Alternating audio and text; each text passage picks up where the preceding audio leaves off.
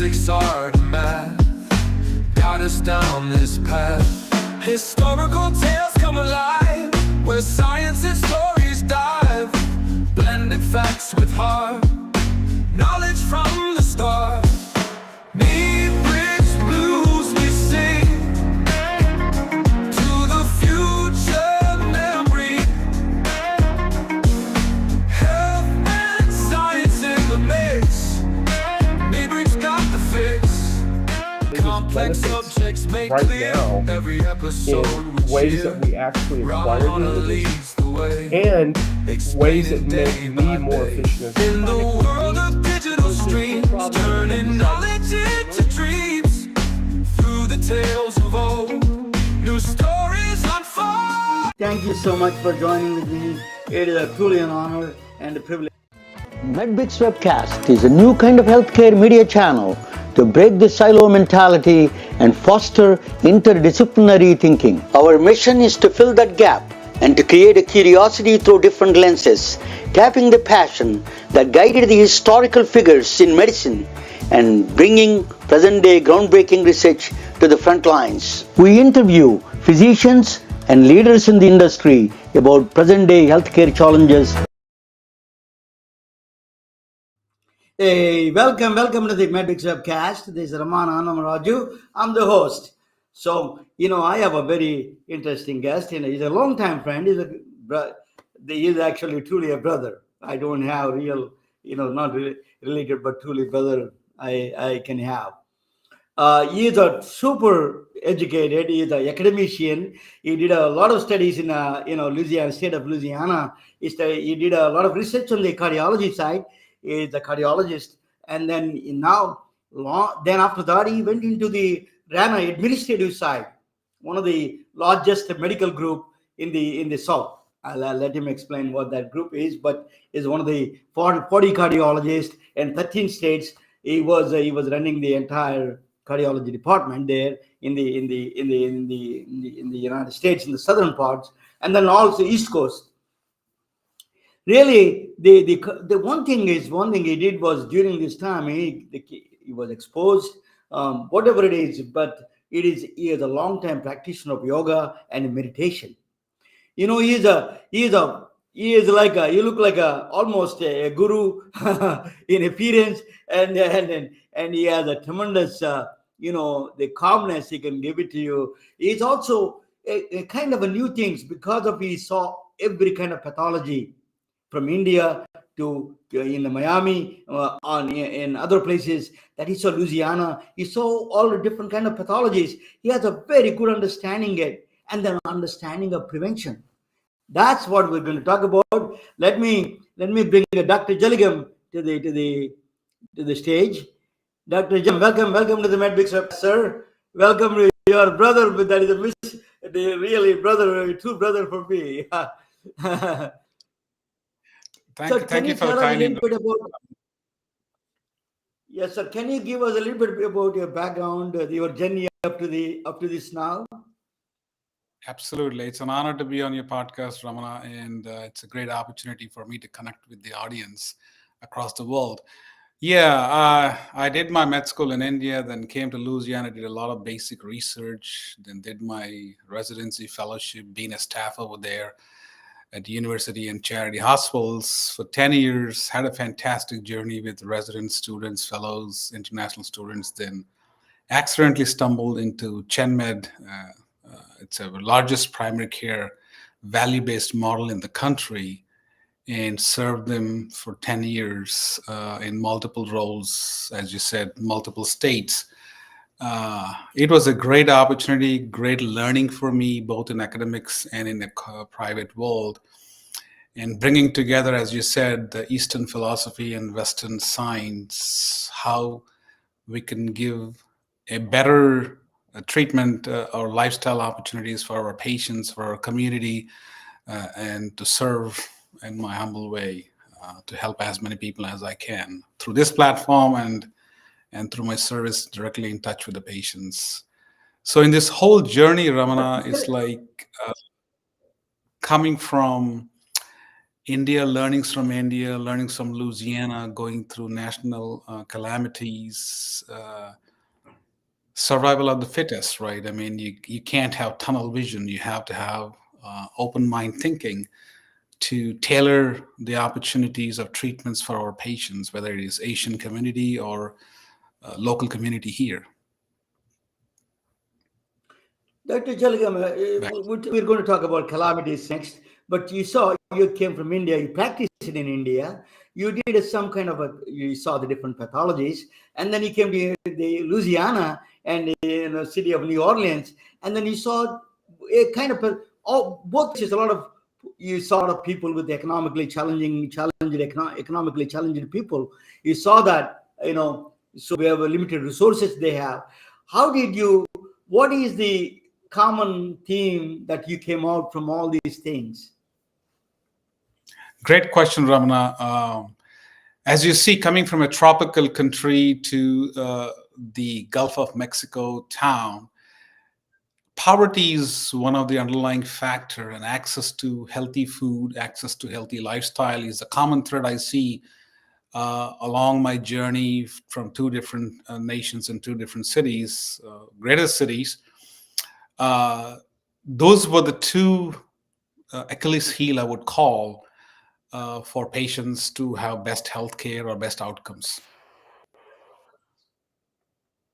Let me just come down and talk with. So when you were in let me do that. Yeah. So in the academic background, what kind of research you have done in the most of the research is centered around in what in Louisiana when you were in the university settings? Yeah, that's a great question. So Louisiana, LSU School of Medicine, it has got a solid research background, medical school attached to that, whether it's neuroscience, cardiovascular science, or any hardcore basic research of gene therapy and stuff like that. So they have even pharmacology, like Dr. Dan Kapusta, very popular in terms of opioid and opioid receptors. LSU gave me a background in terms of how to understand the pathology, me coming from the tropical climate to this climate. The disease patterns are different. The common disease I've seen over there and here was cardiovascular disease. As you know, cardiovascular disease is number one in India, number one in the United States, number one in the world. So when I did my basic research, I was initially interested in lung transplants and eventually moved to heart transplants. But the journey made me understand a lot of things as to what kind of treatment modalities we have and what kind of patient population do we cater for the treatment. Like if you look at New Orleans, heart failure is so common over there. And African-American population over there, probably 50%, I've seen younger patients almost like starting from the age of 20 having coronary artery disease, of having congestive heart failure. And the common thread again was poverty, not having access to good food, or also getting a proper care. So they all used to come to the ER. So research was such a common thing over there with all the calamities. And me doing a few years of research, basic research over there, gave me a broader understanding and opportunities into the field of cardiovascular care. And heart failure is my passion. You're exposed. I had some great. Go ahead. Go ahead, please. I have some great teachers who taught me. Yes, I remember that you have a great teachers like Dr. Yugandhar, right? Is one of the common friends, and I met him a couple of times. Doctor, I wanted to ask you, so you did a research side and then you did a practical side. What amount is what is really genetic data, is how important, what compared to the lifestyle? What are those two factors or both? So tell a little bit background about that. Which one playing a major role in the cardiovascular diseases? Great question, Ramana. I think getting trained in med school and practicing in real world are two different worlds. most of the time people are labeled that, hey, it is genetic, it runs in my family. But remember, genetics are modifiable based on the environment where you are. If I take you and put you in a jungle, your genetics is going to change according to the stress you get from the environment. So I kind of disagree saying that, oh, I have a family history of high blood pressure, I have a family history of high cholesterol. Well, your grandfather must have smoked. Are you smoking? Are you continuing the same lifestyle what your lineage has? So from my experience and from my opinion, lifestyle changes is 90%, and that what determines how long you live, what chronic conditions you develop, what kind of heart disease you develop. And most of the people don't understand, that includes doctors as well, that most of the diseases, chronic care diseases, which happen over a period of time are completely reversible. Or I wouldn't say completely, mostly reversible if you do lifestyle changes. So for me, lifestyle changes is a fundamental foundation for you to improve better health. If you see, United Healthcare cost is $14 trillion. Even if you use a third grader's math, 3 times Russian GDP, and we are 76th healthiest country. It's a no-brainer for me. Everything is done in a wrong way. We are spending too much on one side. In medical school, there is not much training about lifestyle changes. When you tell a patient, hey, you have to follow lifestyle changes, patient doesn't understand. You got to tell them. You got to give them a playbook saying that you have to follow this, then let's evaluate it. I think that's a missing piece here, both in terms of medical school training and practice patterns. If everyone do their job right, I think definitely patients will be in a good place, in a healthier place. You always prefer prescriptions, prevention over prescriptions. That's your mantra. How do you think that this people behavioral changes is a very complicated one? What do you tell, you involve families and friends, or what are the techniques you use to comply with the doctor's orders, to lifestyle changes particularly? Great question, Ramana. This I learned from few teachers on my prior practices from different academics and private world. Like, the trust between a physician and a patient is very sacred, and it is crucial. That determines the patient's behavior and also doctors' openness to accept the shortcomings of the patient and their ability to achieve their goals. So doctor-patient relationship is very crucial. Insurance companies cannot control that. Payers like pharmaceutical industries cannot control that. The place where I see patients helpless is food. Food industry is very powerful, right? They will get to eat you fancier, newer foods, which are highly processed, and you're going to pay a price. The simple example I'll give you is like I'm not going to take any fast food names, all this dollar menu food you see every out there, a common man doesn't understand that. For every dollar food they're getting to eat, which leads to obesity and chronic care diseases, we are spending close to $200 on the back end, taxpayers' money, to keep them healthy. It is, I would call it, everything is backward, not forward. It's not progressive, but it's regressive. I want to make a that's point where I am. here. Just sorry to disturb. That's a very good point you're making. $1, $200. The policymakers, the people that they must notice this. This is a very important thing. Prevention is an investment for the government to do a lot of these things. You well eloquently said that. That is preventing is a much better than processed food. Any kind of a natural organic food, the food you eat, that if they can encourage mostly that not a processed food, that they can save a lot of money in the back end. Even that is a lesson for the government, not only for individuals, but the government and the policymakers, the institutions can learn about from there, right? Yes, that is true. But if you see all the childcare programs in the schools, they have vending machines. And if you look at their cafeteria, there are poor food choices.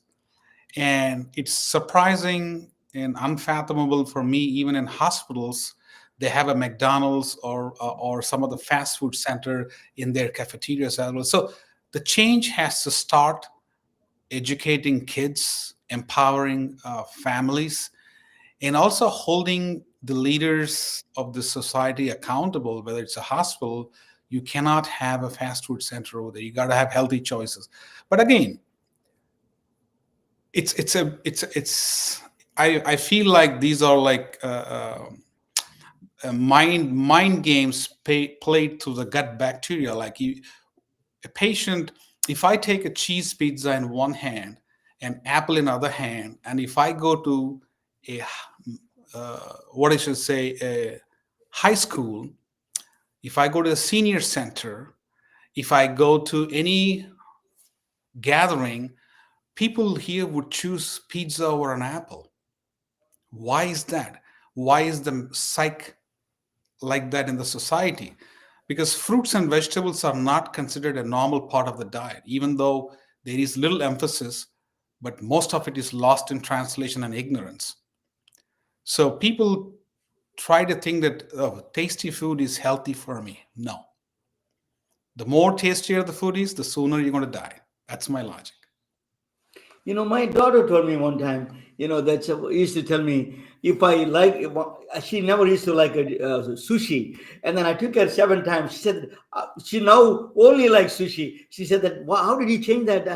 I asked her. She was telling me that if you eat anything 7 times, and the brain thinks that you like it, and you started liking it, create a taste for that food. So it's all that in the mindset, as you say. That's exactly right. It's not a pizza that I like. It's a lot of educational. That's a mind setting is more important in what kind of food you select. Right?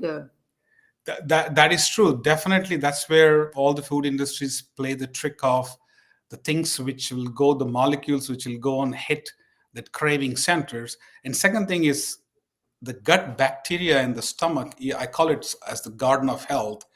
And whatever kind of food you eat, as you said, 7 times, 10 times, the gut bacteria starts to modulate itself and send the signals to the brain like, hey, I'm craving for this, I'm not craving for that. So your taste changes. And that's how most of the food industries play. If I take you into a jungle and leave you there and not give you anything else but whatever is left over there, your gut bacteria is going to change. Yeah. The other example I will give you is like people who got gluten sensitivity, who have all kinds of problems here. If you go to Europe and eat a bread over there, they don't have any gluten sensitivity. And I will give you another strange example. Recently in my clinic, my fridge was stopped working and there was bread sitting in there for 1 month. And the bread did not have any mold on it. That is scary. Even the bugs don't want to eat that. That's a kind of. So basically, you play gut bacteria, like every organism is smart, has some kind of intelligence. So your gut bacteria plays major role in what you crave, what you don't crave. Dr. Jaligam, you mentioned just now is that gut bacteria's connection with the brain. So brain means mental health, right? Is all. How is it connected with the mental health and cardiovascular disease, all the other chronic diseases? How they are all connected together? I mean, mental health play a role there. So give us a little bit of background on that one, sir. That's a beautiful question. It's essentially you're asking me to explain quantum physics in words. Human body is such an amazing thing. If we believe in God or the superpower over there, this is the most sophisticated and a fragile system he has built, which is such a nimble cooperation between a cardiovascular system or autonomic nervous system, as you know, or any other system in the endocrine system. I will give you a simple example. I'll ask you one question. If you see people consume a lot of milk here, the bones are weak, there's highest amount of osteoporosis, there's highest amount of fractures, but there are all these fancy medications to prevent the osteoporosis. But the missing link here is fundamentally vitamin D. And vitamin D comes from zero cost sunlight. When the UV rays hit your skin, you make your vitamin D. Of course, it goes into different phases in the liver and the kidney, so they got different forms. Vitamin D is low in most of the US population, any ethnicity. That is directly, I've seen, related to patients with anxiety, depression, cardiovascular disease, autoimmune disease, you name it, it is connected. Even Alzheimer's, they say, yeah. Alzheimer's too. So again, coming back to that, to the gut bacteria, you need essential amino acids, you need essential vitamins, all these things for the system to function in a synchronizing way, right? You know about autonomic dysfunction. The autonomic dysfunction is a lag between the nervous system and the cardiovascular system. Why did that is the synergy or the synchronization is lost? It is due to some infection or deficiency in something which can lead to that dysfunction. Similarly, chronic diseases, all the osteoarthritis, like people who are depressed have fibromyalgia, chronic fatigue syndrome. Everything is subtly interlinked to each other. This is where I emphasize on back to lifestyle. Diet is 80% for me, exercise is 20% for me. Let us go back to that. The diet is 80%. Indian Ayurveda says that food as a medicine. Medicine is the food you have to consume like a medicine. It took me a long time to realize that, Dr. Jaligam. But I tell you, that is such a powerful instrument. I eat only one meal a day, but intermittent fasting I do. It is really worked wonders for me. And then it gave me vitamin D. That's really changed my lifestyle, and I felt a lot better with that one. So tell us a little bit about that. Can you expand on that one a little bit? Absolutely. That's a kind of a discipline, Ramana. That's a great question you asked. People who eat less live longer. And my dad, he always used to say, like, you got to always eat half empty. Your stomach should be half empty, Right. not full. And the type of food too, right? I mean, in the past, prior to industrialization, people used to eat butter. People used to eat ghee. And ghee is the master king in Ayurveda and in the Rasayana Shastra, where people used to consume ghee right before they ate a meal. And they used to generally eat 1 to 2 meals a day. The breakfast concept came when General Mills or all this breakfast cereals after industrialization started. Prior to that, people used to eat either brunch or dinner. Done. With the ghee. With the ghee, exactly. Ghee is the saturated fat, they boil the butter into the ghee, right? Correct. For Americans who don't know what the ghee is. Correct. So there is a wrong concept out there saying that saturated fats are bad. People ate this for thousands of years. Yes. Right? If saturated fats are really bad, when we are born as a human being, Ramana, 85% of the cholesterol is manufactured by your liver. From the day you're born. Cholesterol is important for hormones. Cholesterol is important for every gland in the body. Every cell in the body needs that fat.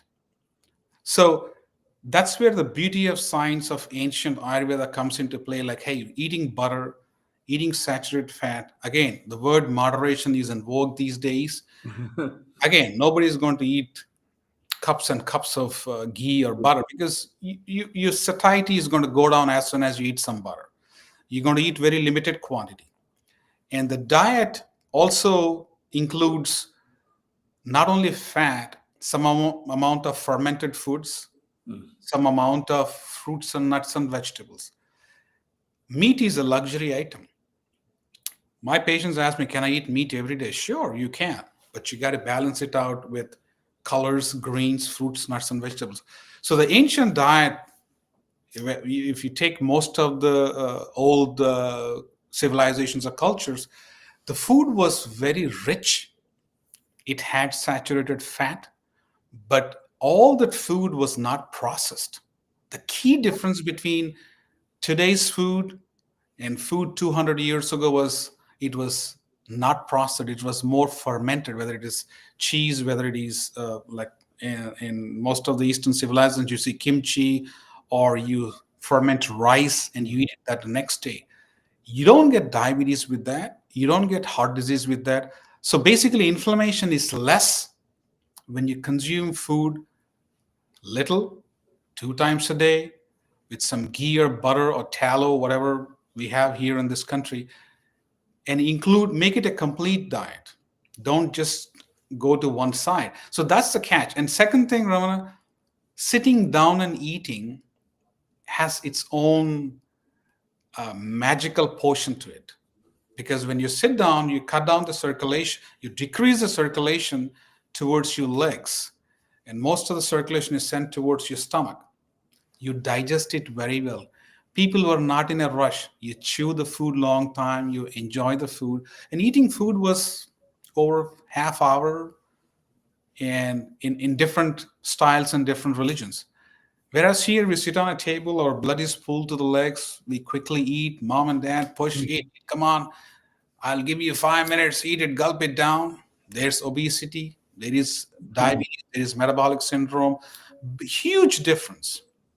I think food culturally goes a long way, Ramana, in terms of, as you said, food should be medicine and it should not be an indulgence.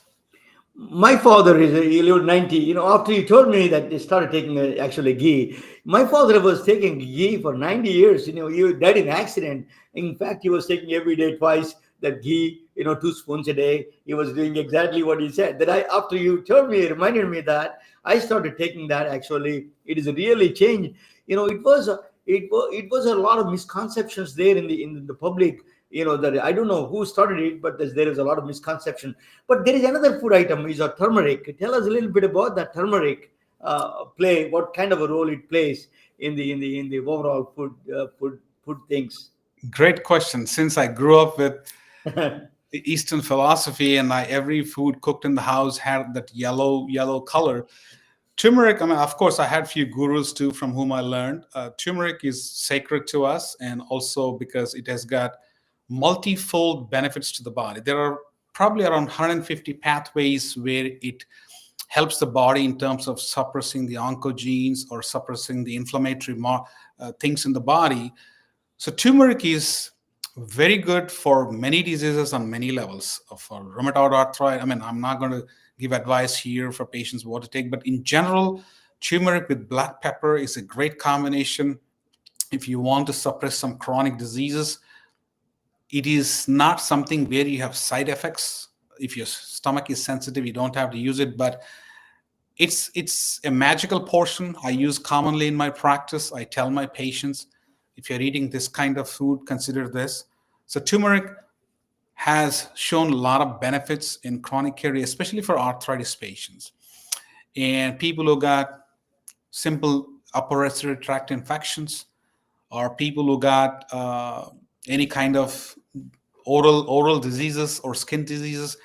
It works in a great way, but I always try to combine that with coconut oil. I'm a big fan of coconut oil. Coconut oil has medium chain triglycerides. Body absorbs it very well. And turmeric and black pepper absorption is much better when you have some fatty substance along with that. It is such a common thing in most of our cultures, but people don't understand the importance of it. They call it yellow rice, they call it different names for the turmeric, but absolutely it's something, it's in my medicinal pocket arsenal every day in my practice. That Jaligam, you lived in the South, and a lot of this, I married a black woman. All the African Americans, there was big challenge in the food changes. They eat a lot of meat and then pork and all those things. Now my son is realized, even my wife, my ex-wife, now she cooks a lot of Indian food and she eats more than I do actually. So what is this? The food as a medicine, how do you transfer that knowledge? You're an evangelist for that, and you're a great evangelist. They're doing a great preaching on that one. But it has to be really a massive way to understand. American public needs to understand. A lot of doctors are understanding. Even the doctors have this lack of understanding about this food. Now they are understanding. Even Dr. Bill Frist is talking about it. Everybody is talking about food as a medicine. This mantra, how do you convey it to your patients, and particularly that patients came from a different cultural backgrounds? That's a great question, Ramna. And the way I empower my patient is, first I'll assess what is their level of understanding. What I've seen is the level of fear in every patient's mind. Anytime I talk about butter and ghee, everyone says, "Oh, that is bad for heart." I said, "Who told you that? Where did you learn this?" It is imprinted in everyone's mind across civilizations, across countries. If vegetable oil is the best, why is cardiovascular disease number one in the United States and the entire world? Yeah. Everyone should sit and ponder and say, I've been using olive oil and I had a heart attack at the age of 50. Yeah. My grandfather used ghee. He No, didn't have really. a heart attack till 95. Yeah. It's a no-brainer. When the media, when information is creeping into your general knowledge about saturated fats so bad, we need to take a step back and look. I don't give statins to my patients. Anytime I see high level, I recently saw a young kid, 26 years old. He eats 8 eggs a day. He eats coconut oil, everything cooked in coconut oil. His LDL was very high and his HDL was super high. I haven't seen anyone with that high level of good cholesterol. But his small LDL, which causes the heart attacks, was the lowest I've ever seen in my entire life. Amazing. I think you do. Dr. Jaligam. I think you have so much knowledge, and then a lot of patients love you. That's the reason. You have that not only prevention. Then you can talk about a little bit of yoga and medicine. Let me introduce you. Nazim. Nazim is from she's a good friend of mine, and she's a lot of a lot more education than I have about the healthcare. So if you have any questions, Nazim, you can ask. Dr. Jaligam, he is a really, really authority in this kind of area. Dr. Jaligam, it was an honor listening to you. I took some notes, and also I wanted to ask you 2 questions, one general question and one a little bit more specific.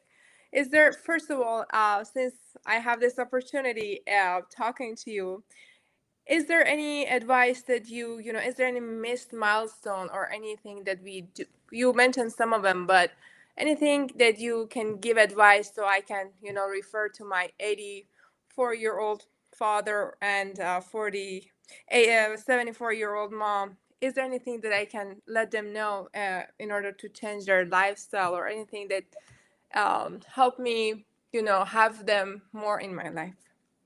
That's a great question, Naseem. The way I would treat my parents, that's very kind of you, and that shows the affection you have for your parents. It's like I divide food into 2 things: God-made, man-made. Whatever is man-made, you're going to pay a price. Whatever is God-made, you're going to live healthy. So the simple things, depending on the age and everything, try to grow as natural as you can. Don't fear fat, the ghee, the butter, and coconut oil. I would give them without hesitation. Number 1, cook everything in that. The food doesn't get oxidized, the oil doesn't get oxidized, and they will try to reverse the body. Give them local fruits, give them local honey. And turmeric, as Ramana mentioned, if you can't cook it, give them in a capsule form. These are all kind of anti-aging. I kind of think like antioxidant diet, right? If they drink tea, put some cloves in the tea. put some cardamom and cinnamon. These are all natural stuff. And I am big proponent of that. And also ashwagandha, as you try to age, whether it is dementia, whether it is any kind of chronic disease, that's been used for thousands of years, no side effects. Nobody can patent turmeric, nobody can patent ashwagandha. No pharmaceutical industry will do a trial on that because there's no money in it. Before you go to second question, I wanted to ask you, Doctor. That just I want to mention one thing. You know, Dr. Jaligam, when we were growing up, we all ate only seeds, right? The human seeds or the seed. How the natural food means now they process it, they make it a powder and everything. Is there any difference between these kind of things? I just if we can like turmeric roots, just small pieces, rather than powder, that's kind of thing. Is there any difference there?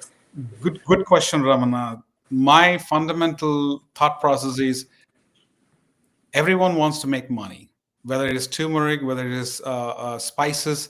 They mix adulteration. There is adulteration in that. So I try to go for a brand which has got more popularity and always look at ingredients. And there are some grandma tricks to identify whether it is a true one or was adulterated as turmeric, because people can add color to that. And same thing with black pepper or cumin seeds or anything. I think there are some techniques. I don't know everything, but I learned from my extended relatives, like, hey, this is how you identify whether it's natural or whether it is adulterated. So that's what I would recommend. But coming back to the question, the same, give them the most natural. You take care of them like your babies. Give them the most natural food, less processed. I said zero processed food. Anytime you buy anything, if you see more than 2 or 3 ingredients, don't give it to them. And go back to 200 years and say, how did my ancestors eat? That's the way I'm going to give them the food. Amazing.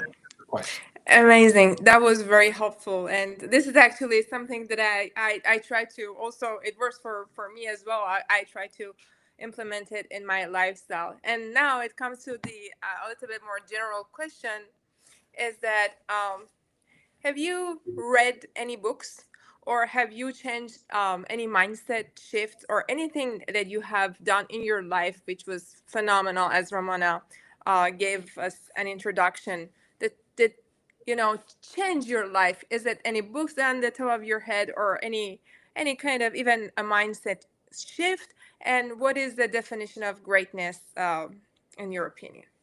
Thank you. That's a great question. So there are a lot of great people around, great authors, great books. I do have some books in my clinic, and when patients come, I show them those books. I'm not propagating any particular authors. There is a book called Prevent and Reverse Heart Disease. The diet is very strict. I don't follow that diet, but at least it gives an understanding and how to reverse chronic diseases. He is written by Dr. Dean Ornish, a very famous guy in California. And Prevent and Reverse Heart Disease is written by Dr. Esselstyn. And there's Dr. Greg guy who says How Not to Die.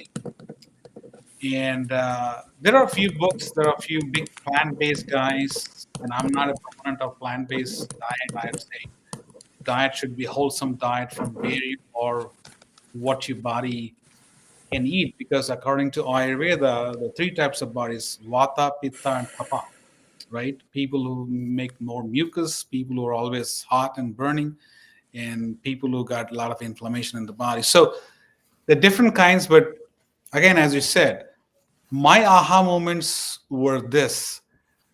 When I read that book of Dr. Esselstyn, Prevent and Reverse Heart Disease, there was this cardiologist who had 90% disease in one of the main coronaries. And he went on lifestyle changes, and his angiogram 2-3 years later was completely clean. What I'm trying to emphasize here is the creation. If you believe in the creator and the creation, this body is amazing. It has the capacity to reverse most of the stuff. That's why that gentleman got a Nobel Prize for autophagy, the Asian gentleman, right? Autophagy is a known old concept. Again, if you eat 1 meal a day, right, it is not new science. It's like we are trying to reinvent ourselves with a lot of unnecessary research, $1 billion of research. Eat one time a day, half empty stomach, most natural food, include saturated fat in your diet, and try to Did you see. listen that include saturated fat? He said That's it's a good idea that and I'm doing that actually. and you have to look at it. Saturated fat is not the direct culprit. It is the inflammation, right? Every processed food you buy, you see safflower oil, canola oil, this oil, that oil. I stay away from all the oils, right? So make sure you buy food which is most natural, and food has to be it has to have kind of a proportionate in terms of fat, protein, and carbohydrate. I encourage patients that your carbohydrate should come from fruits, nuts, vegetables, and honey. So yeah, and let me get involved a little bit. So Doctor, Dr. Jaligam, you are a teacher, mentor, guru, doctor in extraordinary cardiologist. You are a great mentor. That's a really we need doctors like you more and more in this world. I think that solves a lot of chronic problems. Actually, you mentioned quantum physics. I'm going to talk about. I'm a physicist, so I'm going to talk about quantum physics when I get back. We'll ask you where is your jagguhealth.com and your website and where they can reach you. And also Nazim, you can put your website in the edit your, and I'm going to put both of your, there's 3 dots there next to your name. If you put that, you can put the website there actually. There you can do that. While I'm bringing that, let me bring the I'm going to bring a presentation. Yesterday I did that little bit. Nazim, you were there, but change a little bit. It's I want to make it more clear concept about that. Okay, so we are going to sit down and watch 3 together. That Dr. Vijay Jaligam is a cardiologist. He is really available everywhere. We need to follow his mantra, his teachings. The very few cardiologists really. Everybody wants to prescribe. He's the one who is teaching the basic stuff. That how do you change the lifestyle and a regimented process? How do you do that? I think we have to learn. I'm following him. I take vitamin D. I take the ghee. So he changing my lifestyle. I'm going to talk about a very interesting subject. Is a connection between the mind and the gut. He was talking about. Let us talk about that a little bit. Not exactly the same one, but it's a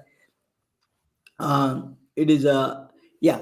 So yeah, that one of the things that natural foods. You said that Dr. Jaligam, Yavisana is from Iran, from where Nazim is from. Actually, he was using a calcium channel blocker. Is one of the U tree as a he was using in 900 AD. 900 years. Oh my God, 2,000 years ago, he was using this kind of medicines. The English yew tree as a calcium channel blocker. Aristotle, Chris Langton is a computer scientist. He's talking about artificial life. Stout Kaufman explained what is a life is. This is here is what I'm going to talk about is what is intelligence. Everybody, I'm in Silicon Valley. It's a morning to evening. Everybody talks about intelligence here. What is that intelligence means? So there are 3 kinds of intelligence. That's a very interesting. Human intelligence is a very different than animal intelligence. Is a kind of there is a commonality there. I will explain to you what this common thing: artificial intelligence, machine intelligence. There's 3 of them. There's a black box. Is something everybody is talking about. I'm going to explain what that is a common with all of them. That is going to be. So it's a very 15 minutes. If you see the show called Who Wants to Be a Millionaire in that show, if there is a contestant have 3 choices, take 2 choices away or ask an expert, ask an audience. Which one is the most turned out to be correct one? 91% of the times, ask audience. But if you go and ask any individual audience, they don't even know the president of the United States. But they gave who went to the second time space. That's an amazing. What that crowd wisdom comes out of when they get together, some kind of intelligence pops out. That is a very strange phenomenon. It is a scientific phenomena. Even in the jury duty, a lot of people, these people are really, when you meet them on the street, you get scared. These are the people who makes a decision for your life and death. But when they did the studies, all these jury duty people, the new studies done in the Kalkan and Jaisal study and the National Center for State Courts, they said that their judgment is so close to the very sophisticated judges' judgments. So this is the wisdom of the crowd. For example, one more thing is the experts, others wrote, these are British experts, right? The Britannica, that is written by, they sit down, the experts, they started writing about the world, right? That is everybody, Encyclopedia Britannica, we used to use it when I was a kid. But Wikipedia really beat them to the pulp. Who wrote the Wikipedia? Bunch of common people that you don't even know. So bunch of common people who wrote that became a crowd intelligence, became a powerful unit. A wisdom of the crowd is called. Wisdom of the crowd is such a powerful, it is a physics, it is a science. That is what I'm going to explain to you, how powerful the wisdom of the crowd is. Wisdom of the crowd is truth images, bunch of simple people. They don't have any degrees, they don't have a understanding of a lot of worldly things, but they come up with a complex decisions. They make a complex decisions, they come up with answers. That is a mystery in science. It's a true mystery in science. It is called, I tell you what that name, it has a name in science. It is called, so before I give that name to you, animals have intelligence. That's intelligence is very different. For example, ants, the lowest form of their neurons, you can count them with the hand, that many, there are a lot of them, but bunch of ants together build a complex colony. They build colonies. And then, they look for the food. The way they look for the food, the phenome trial, you need to read about that. That optimization algorithm, actually Amazon and other people, they use for the vehicle routing purpose. That we are learning from the ants.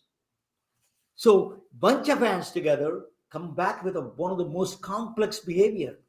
It is very strange phenomena that how you come back with that one. Then flock of birds come, for example, the birds you do, and then they behave in the sky, bunch of together, they don't collide each other. Bunch of thousands of birds, they together, they do a strange dance there. There is something in between. There is something, what it does is, that is called, it is that universe has intelligence. For example, bunch of electrons, if you put in the super cool state, near the absolute temperature, they can lift up the train, maglev trains, the magnetic lift they can train. This is a very strange phenomena. This cannot be explained by science. They know how they do it, but they cannot know why, how they do it. Something is missing. Human brain, consciousness, bunch of neurons firing signals. They only fire signals. That's all they do. But we have a love, we have a hate, we have a liking. All these emerges from the complex behavior from the human brain. So this is called hard problem of consciousness. The name in science, that is called emergence. As simple rules, simple objects, input is known, output is known, complex behavior comes out.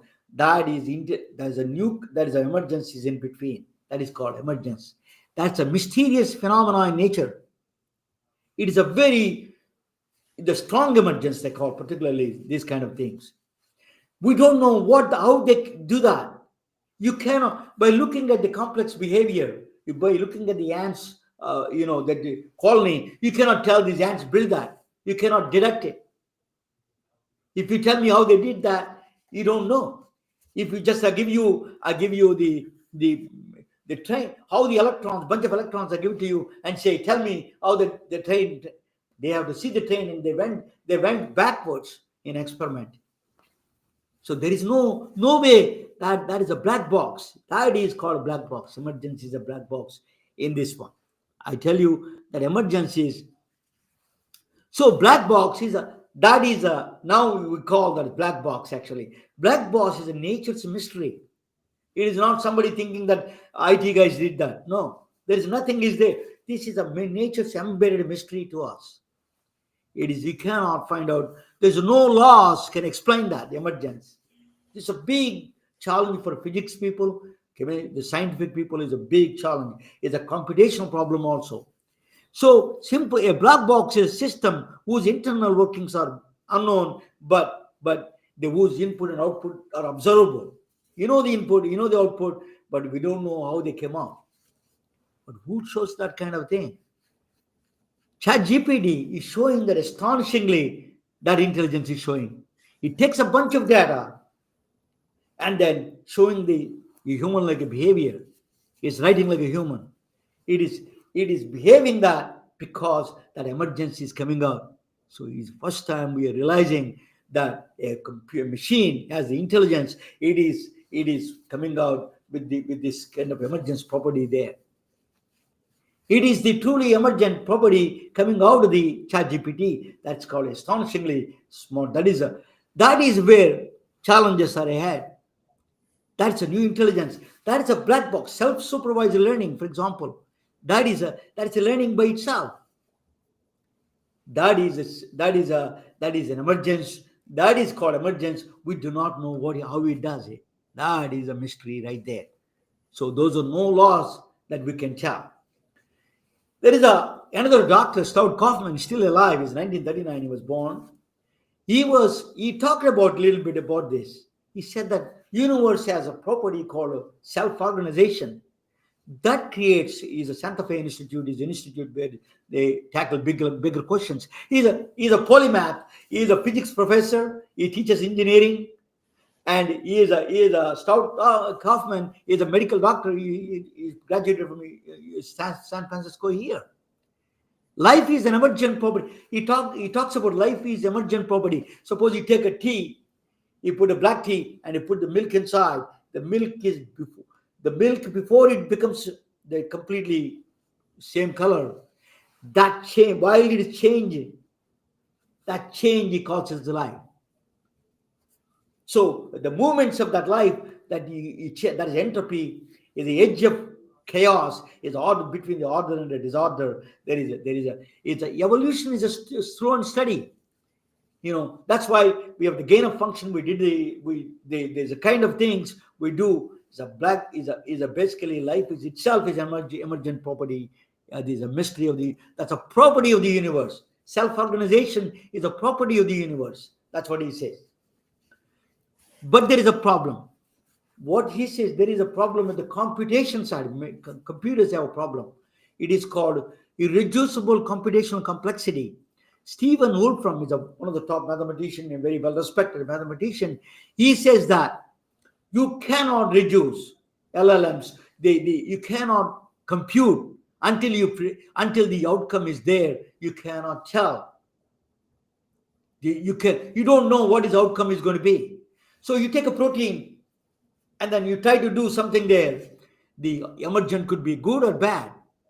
That's what happened in the gain of function in the COVID-19. They were mutating they don't know what it comes out. They want to mutate all the viruses and then see which one comes out in the lab, Wuhan lab. That's a gain of function. That's a really ridiculous why you are giving to other countries that giving the manufacturing the viruses, but that's a different issue.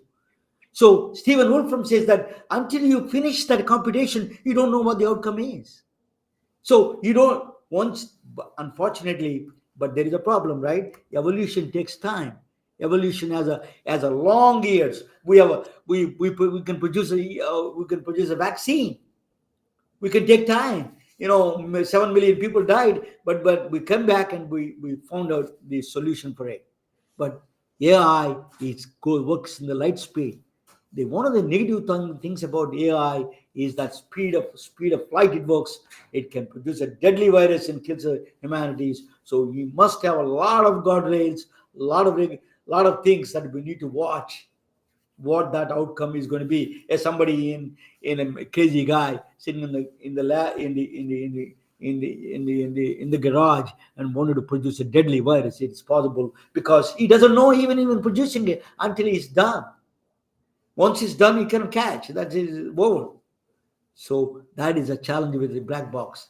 That is an emergent property. So emergence is a concept that is in physics that is embedded, but artificial intelligence is a very impressive tool. It analyzes medical images. You take you can take a mammograms from all these years. He can predict the future, the entropy. So use the entropy algorithm. It can say how fast is that the breast cancer is going to spread. Assist with the diagnosis, doctor. Manage patient records. Of course, that's already doing that.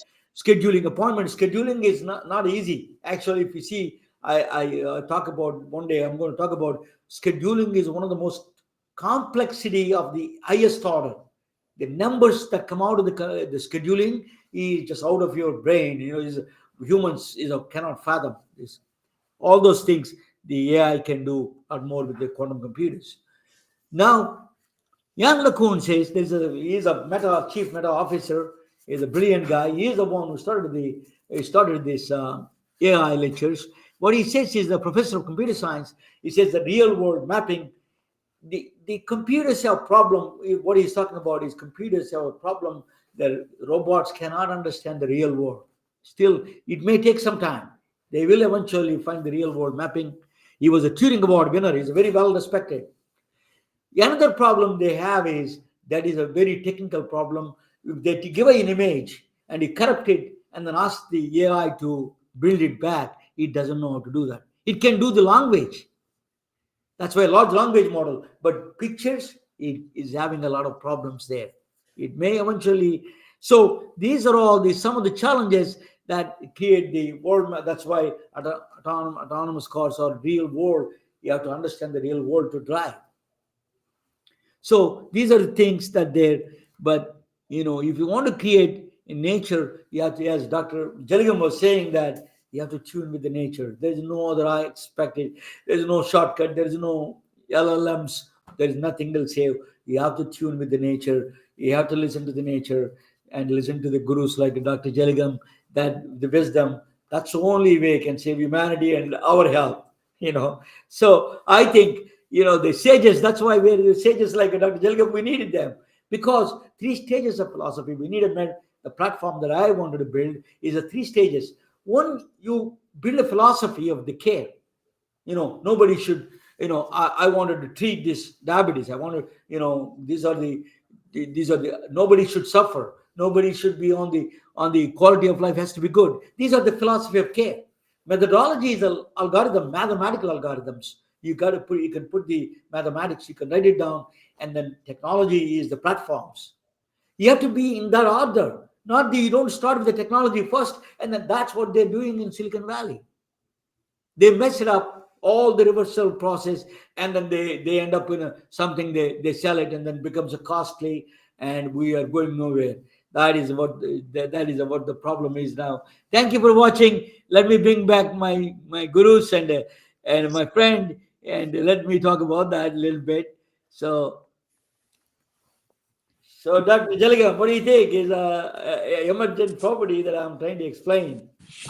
When you're talking, I'm trying to connect that with the human body, and we have gut cells, we have brain cells, we have stem cells, how everything gets organized, and I'm trying to connect the dots of the cell, like how people give medication for everything you have versus naturally to let the body repair itself if you give the right ambience, right milieu. What you're talking, I was trying to connect microscopically and macroscopically with the universe of your quantum physics. I think quantum physics and theory of relativity, everything is stuck in the universe, but I see it internally too. Yeah. Oh, absolutely. Beautiful connection of what you just talked, and I was able to align my thoughts with that. Even the emergence, right? I mean, the emergence happens even in the body when you have an infection or when you're taking medications and when you're on a wrong diet versus good diet. So beautiful concept, Ramana. I changed your website. I gave you a website, jagguhealth.com, right? Did I say that right there, Dr.? Yes, jagguhealth.com. Yeah, they can reach you or vjaligam@gmail.com, right? vjaligam@gmail.com or No, Jaligam at jagguhealth.com. jagguhealth.com. Okay. So anyway, they can reach through the website jagguhealth.com. Yeah, he is a really, he speaks Telugu, Hindi, he is a Punjabi, he can speak everything, and he speaks fluent English, of course. And he is a true doctor and a teacher. We need that kind of, the physician's job is nowadays is a mentor, teacher, coach, life coach. He has to be all of them same time. Otherwise, you just it's a new kind of a definition of a physician, in my view. So they're all going to be, that role, if they take it, they're saving the health of their patients. So Nazim, do you have any comments? I just Nazim. wanted to thank Dr. Jaligam, and and also I'm still thinking about my question. I want Dr. Jaligam to tell me his definition of greatness, if possible. Definition of greatness? My definition of greatness is being humble. Awesome. That's great. That was so beautiful. Thank you. Yeah, that's why people come and get attracted to the humble people in general. That's why he became a great friend and a mentor for me. Even I study quantum physics, but that is what he learns from the wisdom of the brain, the wisdom of the sages. You cannot get from anywhere in the physics also. You have to get it from the wisdom of the sage. Okay.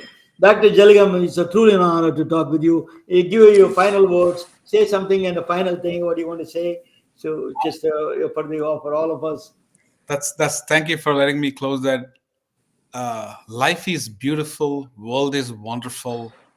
It's the lens what you use to look at it, to feel either your cup is half full or half empty. The day you feel the cup is half full, you're the happiest man. Thank you so much. That's the greatest wisdom. You want to hang around and talk with him, and just like after the broadcast, you can stay same as there. Thank you all. Good night, and then good night.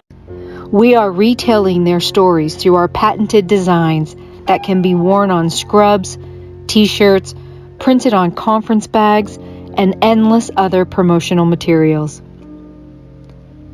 Daily Wear for Medicine is the first ever of its kind to create curiosity in medicine through visual art. We at MedBricks are celebrating unsung heroes of the past who made enormous contributions to the field of medicine through our unique campaign called Daily Wear for Medicine. You can wear it, carry it, and give it.